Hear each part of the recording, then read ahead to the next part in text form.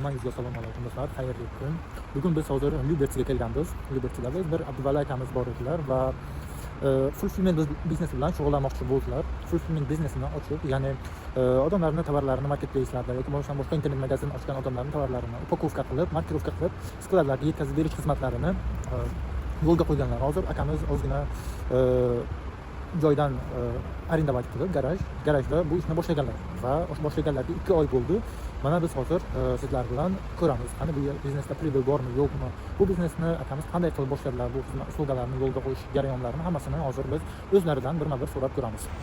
Hozir sizlar bilan biz shu garajda, ya'ni skladlarga kiramiz, ko'ramiz. Qanday uslugalarda hozir akamiz ishlayaptilar va qanday ish olib boryaptilar.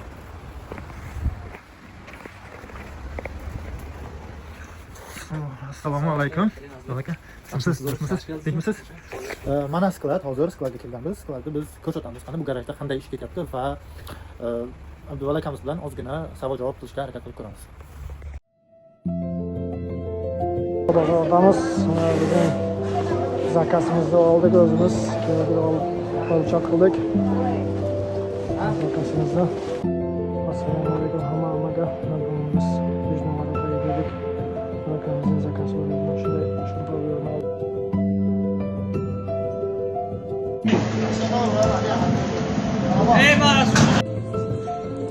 Вот, короче, 5 коробка по 6 штук, 30 штук. Все коробка целая.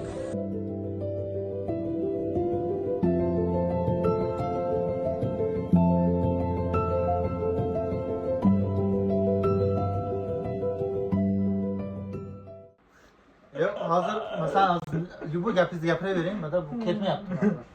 Ketmayapti. Uni yechaymi ekan? Havoga yetsam, yechmadi. Nimadir men mana shunaqa qilib o'tirsam qanday bo'ladi?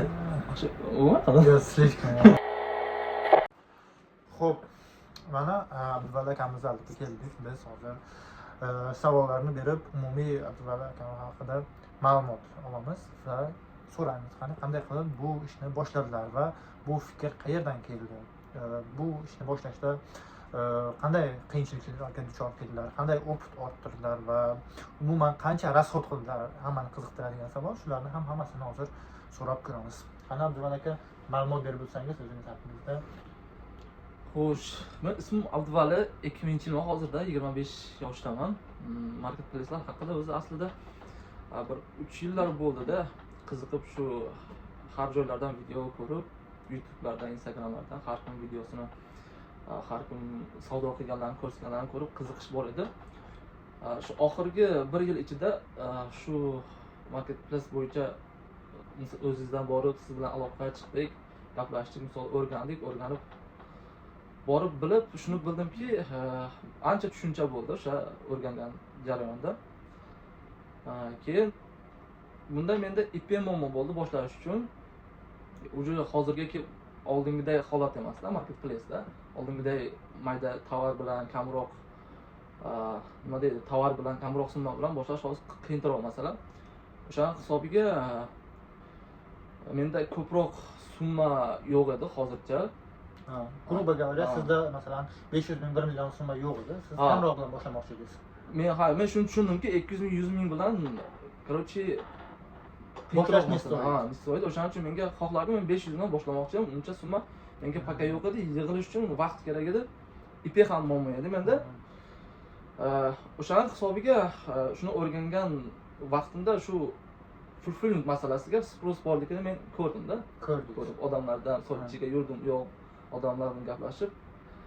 Shunga keyin buni o'rgandim bu sistemani misol. Keyin sizdan so'radim o'zingizdan, o'zingiz yana qonli tushuntirib, misol o'zingiz bilganlaringizni. Keyin sekin-sekin shuni boshladik. Xo'p, fulfillment sistemasiga qiziqdim deyapsiz. Lekin bu yerda odamlar borki, masalan, fulfillment so'zi yangi bu odamlar uchun. Masalan, bir xillar fulfillment nima degani va bu qanaqa xizmatlar, bu narsalarni haqida bilmaydi. Вообще fulfillment qanaqa uslubda ko'rsatadi klientga va klientlar kim buni? Shu haqida ham ozgina ma'lumot berib o'tsangiz. Gapingiz to'g'ri. Men ham o'rganmasdan oldin yoki o'rganishda ham hattoki fulfillment kerak emas, fulfillment borligini ham bilmas edim-da o'zim ham. Atak bu fulfillment o'sha sellerlar uchun menimcha bir важный moment deb o'ylayman-da, важный. Ancha kerakli ishini qilib beradi deb o'ylayman-da fulfillment.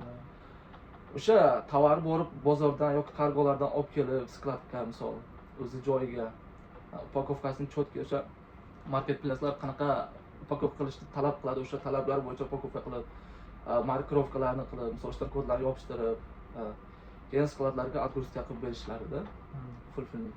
Fulfillment demak sellerlar uchun xizmat ko'rsatadigan, ya'ni продавецlar, marketplacelarda va nafaqat marketplacelarda, umuman onlayn magazinda Onlayn magazin. fulfillment kerak. Kerak. Fulfillment demak onlayn magazinga kerak bo'lsa, qanday ishini bajaradi? Ya'ni vaqtini tejaydimi, nima uchun kerak sellerga? U masalan o'zi borib upakovka qilsa bo'ladi. Gapingiz to'g'ri, lekin komfort, bu komfort. Issiq choy birov olib keltiradi-ku, ichasiz. Shunday narsa. Nimaga deganda, oddiy bitta odam borib bozorda, oddiy bozorga borish uchun, olib kelish uchun birinchidan boradi vaqt hozir Moskvada. Bir kun sellidan shunaqa ketib qoladi. Mo'sh o'sha kun ishi ham bitmasligi mumkin-da. Bu yo'l yo'riq bo'lmay yurmay bozorlarda ham ichida anaqalari bor, misol go'rchik topib, qaysiligini keyin borib misol olib kelish, borib bozordan olib kelish. Sellerlarda qanday plyuslari bor, minuslari bor, bu fulfillment uslugalarini shularni bir aytib o'tsangiz.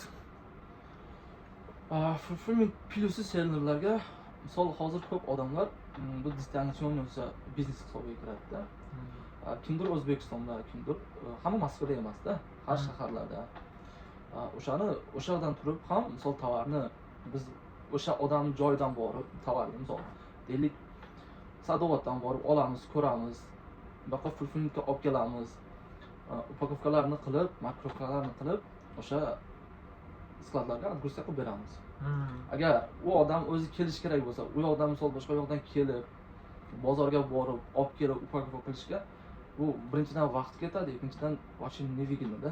Расход ko'payadi. Расход вообще ko'payib ketadi. Fulfillmentga beradigan rasxoddan ham bir barobar ko'p ketishi mumkin. Tushunarli. Demak, men onlayn savdo qilmoqchi bo'lsam, biznes qilmoqchi bo'lsam, marketplace'dami yoki boshqa joydami, demak, men fulfillment orqali o'zimning vaqtimni tejashim mumkin.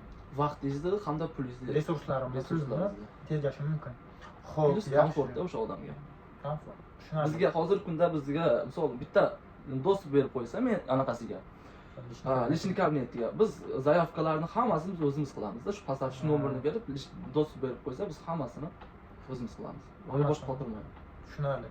Hammasini o'zimiz qilamiz. Siz birinchi klientni approach qilganingizdan keyin sizda qanday taassurotlar bo'ldi? Siz keyingi klientlarni привлекать qilishga qanday siz topdingiz, boshqa klientlarni qanday yo'l tutdingiz keyin, чтобы sizda shunday ko'p klientlar kelajakda bo'lishi uchun siz nima ish qildingiz?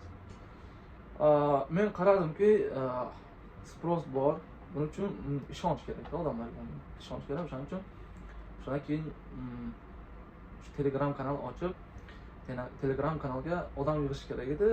Men har kim o'zimcha har kimga misol o'zimdan yozib, shunaqa uslubga bor, kanalimiz bor, ishlayapmiz deb. Unda ham uncha bo'lmadi. Men kutganchalik tez emas, natija yo'q. Keyin misol sizga oldingizga bordik, bilan gaplashdik. Misol shu kanalingizga reklama qilib bering deb.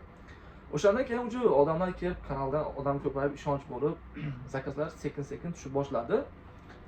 Zakazlar tushib boshladi, uju qaramki bo'layapti. O'shanga sразу men Avitoga kirib, sklad qarashni boshladim-da. Sklad kerak edi menga. Avitodan qaradim, variantlar ko'p edi. Menga keyin bozorga yaqin joydan olsam, menga logistikaga xarajatim kam bo'lardi-da. O'shanga hisobiga shu Kotelnikka yaqin joyda, shu hozir mana shu turgan anaqamizda Lyubertsida. Lyubertsida.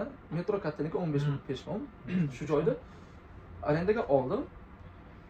Arendaga olgandan keyin ham bir 10 kunlar o'tdi-da. 10 kunlar o'tgandan keyin sekin-sekin o'sha reklamalar bilan klientlar yozish boshladi.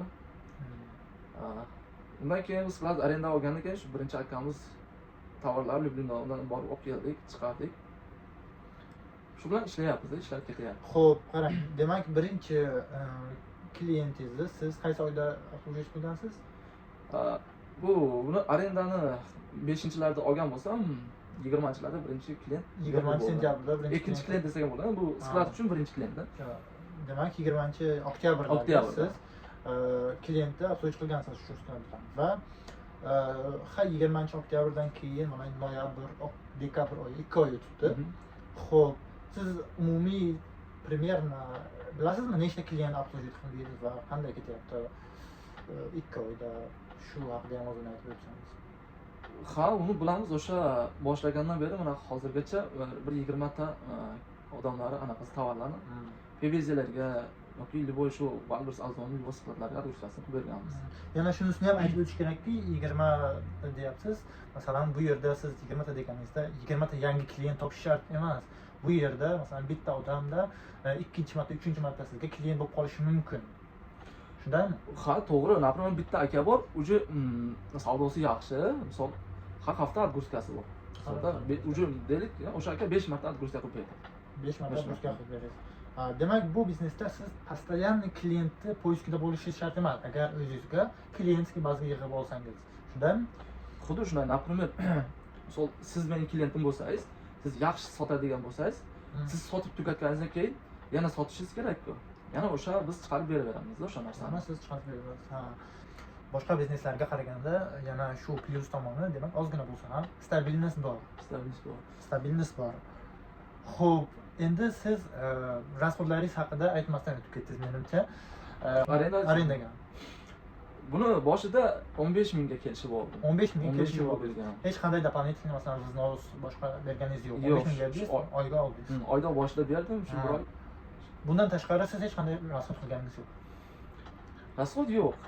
Rasxod yo'q. Xo'p, qarang. Значит, bu biznesning yana plyusi shu tarafda ekanki, siz avval klientdan oplatani qabul qilib olasiz va keyin расходникlarga, masalan, upakovka uchun skoch kerak bo'lishi mumkin, yoki bo'lmasam boshqa upakovочный materiallar kerak bo'lishi mumkin. Bularni siz klient oplata qilgandan keyin bemalol sotib olishingiz mumkin bo'ladi, shundaymi? Ha, to'g'ri. Например, o'sha birinchi bir arenda olganimizdan keyin, o'sha birinchi akamiz tovarni borib Lyubindan olib kelgandan keyin, men birinchi bir bomb bo'sh edi, misol, rasmlarni sizga tashlab qo'yib o'tasiz. Keyin o'shani ko'rdim, nima qanaqa upakovka qilish kerak, nima rasxodlar ketadi, misol, qanaqa paketlar, skochlar, korobkalar. Men borib ham bozordan olib kelib, o'shalarni uje ko'rib, o'shani qilib, o'shaga rasxodi bor-da, misol. Logistika rasxodlari o'shalari. Tushunarli. Bu biznesda endi ishchilar kerakmi, yo'qmi? Ana shu masalada aytib o'tsangiz, siz necha kishi bilan ishlaysiz yoki faqat o'zingiz upakovka qilasizmi? Qanday qilasiz? Bozordan olib kelish bor, отгрузка qilish bor, keyin заявка yasash bor. Личный kabinetlarda shu masalasida qanday bo'lyapsiz hozir? Siz o'zingiz biznesda qaysi rolni ijro qilyapsiz? Boshida shu hammasida o'zim edi. Hozir endi ancha yo'lga qo'yapmiz sekin-sekin. Boshida men o'zim misol bozordan borib mashina ham yo'q edi, tanish bilishlar ham yo'q edi, ancha qiyinchilik bo'lgan, to'g'risi. Borib mashina zakaz qilib, misol qimmatiga u yoqda mashina zakaz qilsangiz, ozgan yukingizga ham, ozgan yo'lga ham qimmat pul oladi. Qimmatiga olib kelgan, misol chiqarib skladlarga yuborish ham shunaqa bo'lgan. Keyin o'ylab qaradimki, shu joyda logistikaga o'zingiz mashinangiz bo'lmasa, вообще расход невыгодно-da, bo'lmaydi ekan. O'shadan keyin bir oyda o'tganlardan keyin o'sha noyabr oylarida men qaror qildim o'zim mashina olishga. Logistika uchun. Chunki bu yerda logistika juda ko'p pul yeb qo'yar ekanda. Mashina oldim, mashina bilan o'zim olib kelib, yana ancha udobsiz bo'ldi, yaxshi bo'ldi. Upakovkasini ham o'zim qilardim. Upakovkasi keyin misol ko'p bo'lib ketsa, o'zim uspet qilmay qolsam, odam olib kelardim, gaplashib, misol shuncha qilib bersan, shuncha pulga gaplashib. Shunaqa ketyapti. Boshida hammasini zaявкalarini misol o'zim qilaman, hammasini почти o'zim qilaman. O'sha hozirgi paytda o'sha menejer olganmiz, menejer bor zaявкalar uchun, narsalar uchun. Bozordan olib kelishga mashina bor shunaqa. Xullas, endi siz o'zingizning maqsadlaringiz haqida aytib o'tsangiz, qanday maqsadlar bor kelajakda? Siz albatta, любой biznesda o'sha sistema bo'lmasa, u hamma ishingiz o'zingiz qilib yursangiz, hech qachon o'smaysiz ham, ham объемga ham chiqa olmaysiz. Maqsad, planlar hozirgi paytda mashina katta gadjet olish, birinchi o'chirib joy almashtirish, katta joy olish.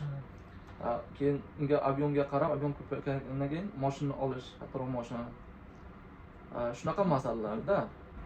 Demak, siz hozir maksimalniy avtomatizatsiya qilmoqchisiz bu prosesni. Ya'ni masalan, bozordan olib kelish prosesini, zaявка tuzish, klientlar bilan aloqa qilish, ya'ni hammasini siz hozir avtomatizatsiya qilmoqchisiz, to'g'rimi? Yaxshi. Misolga men sellerman, ya'ni masalan, Wildberries'dan, Ozondan yoki bo'lmasam umumiy onlayn Avitodami o'zimni biznesimni boshlamoqchiman. Men o'zim boshqa shahardaman. Deylik Sankt-Peterburgdaman. Men sizga qaysi uslugalardan hozir qaysi uslugalar uchun murojaat qilsam bo'ladi? Siz meni qanday ishlarimni bajarib bera olasiz hozir danli momentda? Siz boshqa shaharda bo'lsangiz, agar tovaringiz поставщиgingiz bo'lsa bozorlarda, siz bizga adres berasiz, поставщик nomer, kontaktlarini berasiz. Biz unga aloqaga chiqamiz. Shunaqa tovar bor ekan olamiz deb, qachonga tayyor bo'ladi, gaplashib olamiz. Shu tayyor bo'lish vaqtini aytsa, bizda uje mashinamiz bor, lokvoy mashinamiz, voditeldan qo'yganman uje. Borib olib kelamiz skladga. Upakovkalarni qilib, do'stib bersangiz agar magazinga kirib, zaявкаларni, поставкаga zaявкалар yasab, отгрузкасini qilib beramiz. Menejer bor, voditellar bor uje. Xo'p, tushunarli. Bularning hammasi tushunarli. Endi yana bitta savol kelib qoldi shu yerda. Masalan, men boshqa shahardaman, to'g'ri. Men savdo qilmoqchiman yoki boshqa ish qilmoqchiman. Menda поставщикim yo'q. Ya'ni menda определенный tovar bor, deylik bir naushnik, biroq любой xil tovar bor. Lekin menda поставщикim yo'q. Shu поставщик bo'yicha ham sizlar yordam bera olasizmi menga? Поставщик topib berib yoki bo'lmasa выгодный narxda bozordan topib berib, shu masaladan yordam bera olasizmi? Yordam beramiz qo'ldan kelgunchaga, lekin qanaqa masalada yordam beramiz? Biz misol o'sha tovarni tashlasa bizga rasmini, biz borib qarab, поставщикlar kontaktlarini berib, biz o'zimiz ham harakat qilib, targovatsiya qilib, arzon narxga olishga harakat qilib beramiz, lekin imенно mana shu narxga topib beramiz deb va'da bera olmaymiz. Harakat qilib, поставщикlar bilan buni siyosatga chiqarishga harakat qilamiz. Tushunarli. Mana shu uslubga eng kerakli deb o'ylayman, chunki boshqa joyda turganlar bor. Masalan, поставщик topishga qiynaladi, ishonarli поставщик topishga qiynaladi va Xitoydan tovar zakaz qilish uchun masalan kargo topishga qiynaladi, boshqa topishga qiynaladi va shunda u odamlarga yordam kerak bo'ladi. To'g'ri. Shu xizmatlaringiz bo'lsa, masalan, bemalol murojaat qilishlari mumkin sizga, demak, yordam berasizlar. Endi to'g'ri, bitta momentda bitta odam, napример, bitta bizda akamiz bor O'zbekistonda, hammasi даже boshqa shaharlarda endi ishlayapti biz bilan. Например, to'g'ri o'sha bitta поставщикdan tovar olyapti. Biz misol boramiz olgan payti, gaplashamiz u bilan. Hozir shunaqa tovar shunaqa oldik, например, brak chiqsa, biz qaytarib berib olib kelamiz, olasan degan shunaqa dogovor qilamizda. Biz bu yoqqa fulfillmentga olib kelgan payti, o'shani tekshirib ko'rib, bragi bo'lsa, qaytarib olib borib beramiz, u bizga joyiga beradi, yaxshisini, brak emasini. Chunki uje klientga ketmaydi o'sha brak narsada. Tushunarli. Klientga borgandan keyin uje o'sha sellerga siz bo'lsangiz, ancha minus bo'ladi. Buni siz ham bilsangiz kerak. Tushunarli. O'ziflar yozsa, demak sizlarda faqat upakovka qilib chiqarib berish emas, masalan, широкий spektr, ya'ni keng sohada uslugalaringiz bor. Bular bilan biz qayerda Telegram kanalida demak tanishib chiqsak bo'ladi. Kanalimiz bor, o'sha kanalga misol o'tsalar, hamma informatsiya biz qiladigan ishlarimiz bo'lni anaqa olishi mumkin. Keyin kimdir misol qiziqishi mumkin. Shu upakovka jarayoni qanaqa bo'lyapti, qanaqa mening tovarim qanaqa kачествоda qiladigan misol qiziqqan odamlar bo'lishi mumkin. Shu misol Moskvada bo'lsa, bemalol misol kelib ko'rib biz ishimiz jarayonini qanaqa holatda ko'rishi mumkin o'z ko'z bilan. Keyin tushunarli odamlar bo'ladi. Masalan, o'zim borib ko'rishni xohlayman degan odamlar bo'ladi. Bemalol ko'rib, kelib. Yaqinda bitta aka bor edi. Aka nima qilasiz, vaqtingiz ketdi. Biz o'zimiz shu aytgandek qilamiz. Agar biz tarafimizdan xatochilik bo'lsa, biz uni hammasini misol ошибка bo'lsa, какой-то расход bo'lsa, biz to'lab beramiz. Birinchidan xatolik qilmaymiz. Agar bo'lib qolsa mobodo, bu tarafdan hammasini bo'ynimizga olamizdik.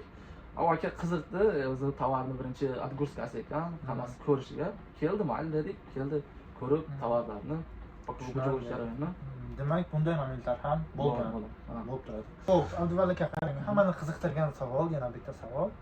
Xo'p, masalan, biz sizga tovarimizni ishonib topshirdik. Biz boshqa shahardamiz. Bizni masalan 200 donami, 300 dona tovarimiz bor, yoki juda ham ko'p kolleksiya tovarimiz bor. Sizga ishonib topshirdik va sizga ishonib topshirganimizdan keyin biz tovarimizni siz upakovka qilib, skladga chiqarib bergandan keyin biron problema bo'lsa tovarimiz bilan, ya'ni sizga tovarimiz yo'qolib qolsa yoki bo'lmasa bizga shtraf kelsa, neправильный markirovka bo'lsa, bularga sizlar garantiya bera olasizmi? Bu narsalarga kim javob beradi umuman? Garantiya beramiz, hammasiga biz javob beramiz. Biz tovarni borib, misol bozordan qabul qilib olgandan, deylik o'sha Valbristni skladiga adresiya qilgan joygacha biz javob beramizda. Misol deylik bozordan o'zi qabul qildik, video отчет u akaga misol odamga, klientga tashlanadi. O'zi biz qabul qildik, misol 100 dona tovar, to skladga chiqqunchaga 100 dona tovar bizni bo'ynimizda. Yo'qolsa, narsa qilsa bizni bo'ynimizda. Bu yoqqa kelgandan keyin, fulfillmentga kelgandan keyin upakovkasi nito bo'lsa, markirovka nito yopishsa, yoki shtraf kelsa, uni hammasini biz o'zimiz to'lab o'zimiz bo'ynimizga olamiz. Xo'p, tushunarli. Demak, biz xavotir olmasdan hamma garantiyalar bilan sizlar bilan ishlasak bo'ladi. Xuddi shunday, shu fulfillment aslida shuning uchun ham kerak deb o'ylayman-da. Javobgarlikda mana shu joyda. Endi umumiy xulosangizni aytib o'tsangiz. Xulosa harakat qilish kerak ekan hamma ishda ham. Shu harakat qilsangiz, maqsad qo'yib, menimcha bo'ladi deb o'ylayman. Bo'ladi. Chunki nimaga deganda men misol hozir 2-3 oy ketayotgan bo'lsa, kundan kunga yoki oydan oyga o'sish bor. Men yana nimadir yangiliklar qilib, o'sha selderlarga udolstva qilib harakat qilyapman. Demoqchisizki, agar harakat qilaversangiz, masalan 1 kun emas, 2 kunda emas, 1 oy, 2 oy o'sha bir muddat o'tib, обязательно sizda masalan rezultat bo'ladi. Bu rezultatlarga kelasiz. Xo'p, mayli, masalan Abduvali aka, sizga rahmat. Shunchalik masalan informatsiya berdingiz. Odamlarga ko'ryapti masalan. Bu nima deydi, videomiz juda professional darajada bo'lmasa ham, biz oddiygina qilib, masalan, birinchi qo'ldan, masalan, montaj qilmasdan, boshqa qilmasdan odamlarga oddiy intervyu deydimi, qanday formatda deydi bilmadim, lekin shunaqa qilib yetkazib berishga qiziqarli ma'lumot bo'ldi. Qiziqarli ma'lumot bo'ldi deb o'ylayman. Rahmat sizga. Hop, yana ko'rishguncha bo'lsa mayli, sog' bo'lasiz. Mayli.